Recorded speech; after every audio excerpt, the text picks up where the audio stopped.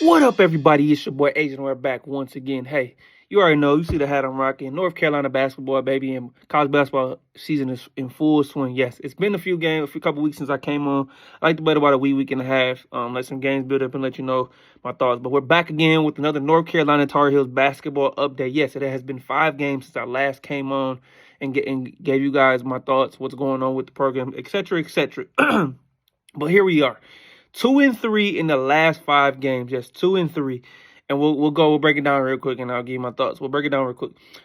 Since the last time I've been on, they played a game against Cal at home, 79-53. That was a major win, easy win. They blew Cal out. It was new to the ACC, still weird. Then on a Saturday, that a couple of days following, about 3 days later, they had a home game against Stanford, new to the ACC as well. They lose 72-71 on a game-winning shot by Jalen Blake, a former Blue Devil, which pains me to say it. He was elated. But one of the reasons that UNC lost is because we've talked about this all year, is the size component. Maxime Reynard, French guy who Carolina tried to get in the portal, absolutely destroyed Carolina. Carolina could not finish down the stretch. He had 25 and 13, so they lose that game. Then follow that. Have a game against Wake Forest recently, where they lose 66-67.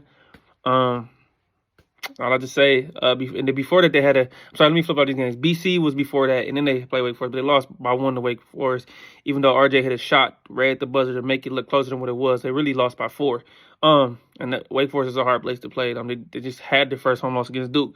And then follow that, played a BC team who is not good at all. Struggled in that game. They almost lost. It took Seth Trimble to hit a game-tying shot in the final seconds to take that game to overtime. They went 102-96, the most points they've ever gave up to BC in the series history. BC was lights out from the three-point line, 14 for 24. And they were just hitting everything. And Carolina had to hold on against a new team. And I even found it funny that a Carolina fan tweeted out and said, "Hey, we're struggling against a team who's sponsored by New Balance," which was a little funny to me. Hey, but then it's a couple of days ago, this past Tuesday, as I'm recording this video, it's a Thursday. Carolina goes and they play well in that first half. Up until the last 3 minutes of the game, they just completely implode, start turning the ball over like crazy, and they lose 73-65. Zach Austin balled his ass out. 5 blocks. Pitt had 9 blocks as a team. Carolina, like I said, turned the ball over too many times late in that game. We had 14 turnovers in this game to Pitt 6, but those 14 turnovers led to 22 Pittsburgh points, which is a killer. And then, mind you, Jalen Washington didn't play as he late in that Boston College game. He suffered a knee sprain, and he didn't play in this game. So that was the size component that we didn't have. Another game. So that's 2-3. That puts the record at 13-9 and 6-4 in ACC play. Now, mind you, that's not an ACC that is not good this year. Louisville's played well. Duke's played well. Clemson's been solid. Hubert Davis should be on the hot seat. I know Roy appointed him. I know he's sitting in the stands in his zip up jacket. Just very furious right now what's going on in this program. It's just been bad. So far, Hubert Davis 4 seasons. Final Four in his first season. That Carolina team got hot late in the season. Caleb Love and RJ Davis carried them to the Final Four. That shot over Duke in the Final Four. Carolina blows a 20-point plus lead in a championship game against Kansas. Then the next year, they missed the tournament after being number 1. Then this last season, they made the regular season champs, then losing the Sweet 16 to an Alabama team who makes the Final Four.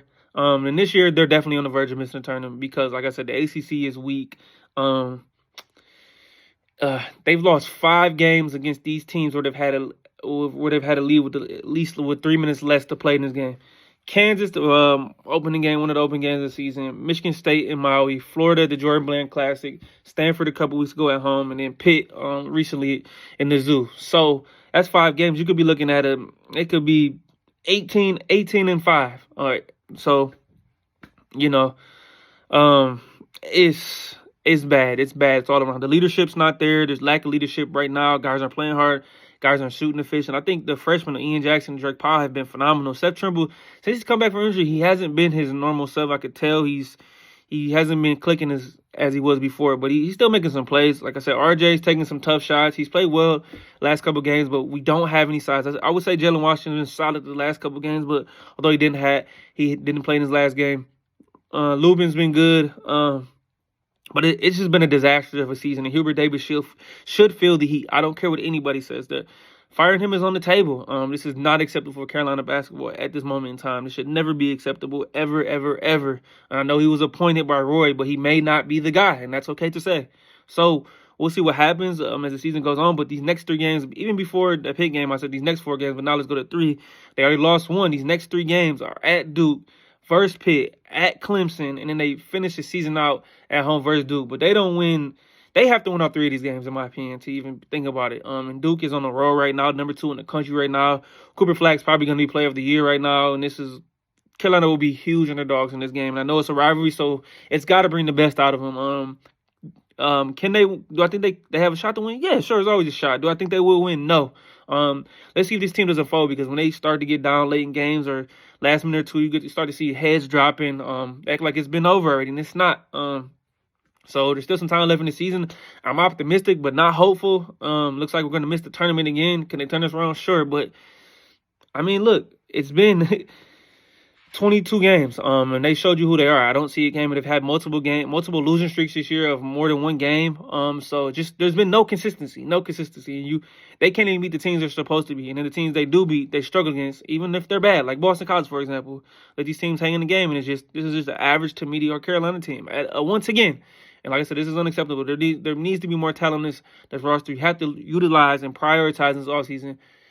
Getting much size on the front. Losing Harrison Ingram was much bigger than we thought. Not getting an elite big in the portal definitely hurt this team. Like I said, Carolina's 1-4 against AP top 25 teams at the time when they did play them. So they just haven't been good against good competition. They haven't been good against mediocre competition. So it's just a recipe for disaster at this moment. But before I let you guys go, hopefully we'll see. I'm going to be rooting on against Duke. Nothing would make me more happier than beating Dukes. But we'll see. Duke has some size. I don't think their point guard play don't really have a true point guard like we do. But like I said, they have size and athleticism, so that can counter. But we'll see what happens. But to end on a good note, before we get out of here, last week, we've talked about Carolina's recruiting. They got a couple 4-star guys, but they landed a big fish. Caleb Wilson, a 5-star power forward, 6'9", number 9 player via 247, which I think is my favorite recruit in the website. 6'9", 205. Out of Holy Innocents Episcopal in Atlanta, Georgia. This guy's elite. He's elite. He's an elite athlete, has elite athleticism, elite rebounder, can guard 1 through 5. Shooting needs to improve, of course. I mean, that's most younger guys, but it's not a sniper by any means. But he has the frame. He can fill out. He can get bigger. He can get stronger. But the athleticism is there. It's a guy Carolina desperately needs in the front court. It's a huge, huge get. We'll see if Hilbert stays. I think he does decide to stay. Caleb Wilson does. So this could be the linchpin for next season teams. Now, we don't know what people are going to do. I think Ian Jackson probably enters the draft. I think he'll be a lottery pick. I think Drake Powell maybe comes back. Elliott, I would say he comes back. RJ's gone. He's upgrading the front court, but we'll talk about that later in the season. But I just want to give you guys my thoughts on that. So, hey, it's Tar Heel Nation. Support the boys. Go Heels. Hopefully we can maybe put some momentum together, but we'll see. We haven't done it all year, but hey, I want to give you guys my thoughts, my updates on it. Hey, it's your boy Adrian, and I'm out.